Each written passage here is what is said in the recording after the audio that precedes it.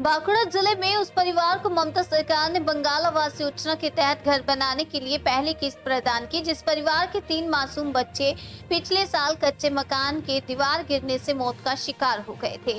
इस परिवार को घर बनाने के लिए पैसे मिलने के लिए खुद व्यक्तिगत तौर पर प्रयास किया। बांकुड़ा जिला परिषद के सभाधिपति अनुसुईया रॉय ने और साल 2023 के सितंबर महीने में भारी बारिश के दौरान कच्चे घर की दीवार गिरने से इस परिवार के 3 मासूम बच्चों की मौत हो गई थी।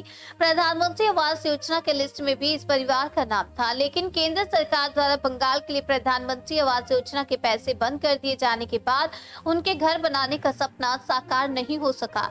लेकिन ममता सरकार के प्रयास से बांग्ला बाड़ी परियोजना के तहत इस परिवार को घर बनाने की पहली किस्त प्रदान की गई, जिससे पूरे परिवार में खुशी का माहौल है।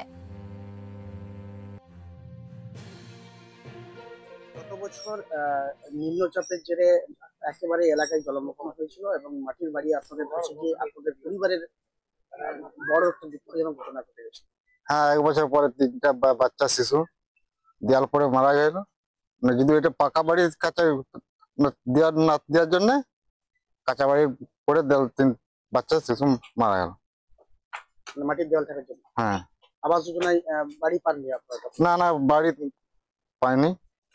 আপনাদের তালিকায় নাম ছিল না? হ্যাঁ, তখন তালিকার নাম ছিল। কেন্দ্র সরকার বা যদি ঘর যদি ছেড়ে দিত তাহলে আমাদের এই 3টা শিশু ইয়া হতো নি, মারা হতো, মরে যেত নি। বর্তমানে তো রাজ্য সরকারের পক্ষ থেকে আবাস যোজনার বাড়ি দিচ্ছে আপনাদের, ইতিমধ্যে আপনাদের অ্যাকাউন্টে সেই? হ্যাঁ, এখন এই অ্যাকাউন্টে এই গত 2 দিন হলো টাকা ঢুকেছে 60,000 করে। 60,000 টাকা ঢুকেছে? হ্যাঁ, খুশি? হ্যাঁ, এতেই খুশি। পরিবারের পাশে থাকার একটা বার্তা দিয়েছিল হ্যাঁ, রাজ্য সরকার এবং জেলা প্রশাসন। হ্যাঁ, ওরা সবাই সব আসে, এই বাসন্তী আমাদের সব খবর নেই। আজকে দেখলাম জেলা পরিষদের সভাধিপতি আপনাদের বাড়িতে এসেছে। হ্যাঁ, কথা বললেন ওনার সাথে? হ্যাঁ, কথা বললাম। বলছি আজকে এই ঘোড়ামারা এলাকায় আসার কারণ?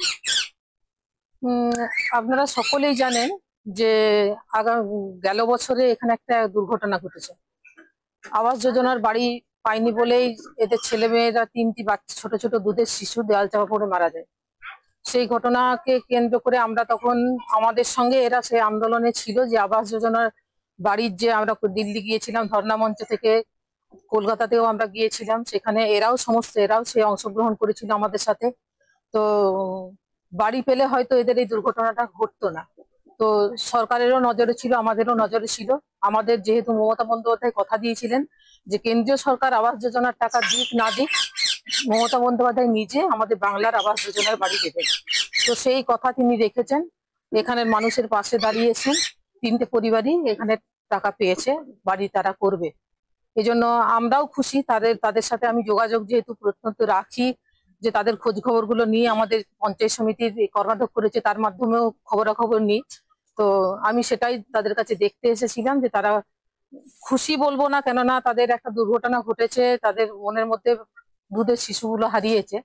তো তবুও মাথা গোঁজার একটা ছাদ দিদি যে তাদেরকে দিচ্ছে, সেটার জন্য তাদেরকে জানাতে এসেছিলাম যে তাদের অ্যাকাউন্টে টাকা ঢুকেছে, তোমরা বাড়িটা তাড়াতাড়ি করবে।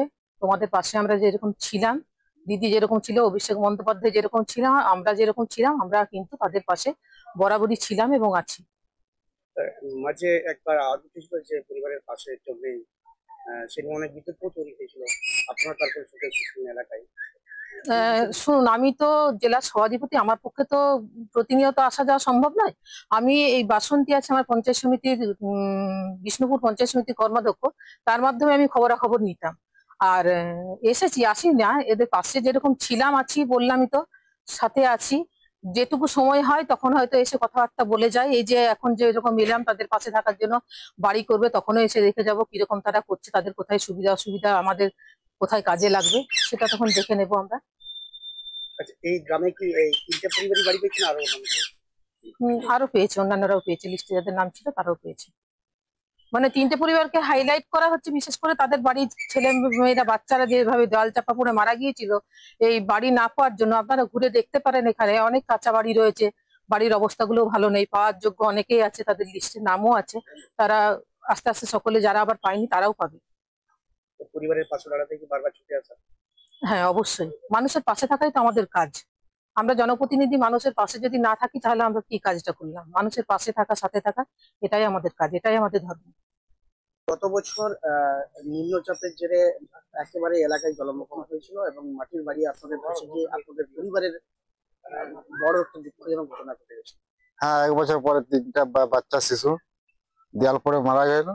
যদি এটা পাকা বাড়ি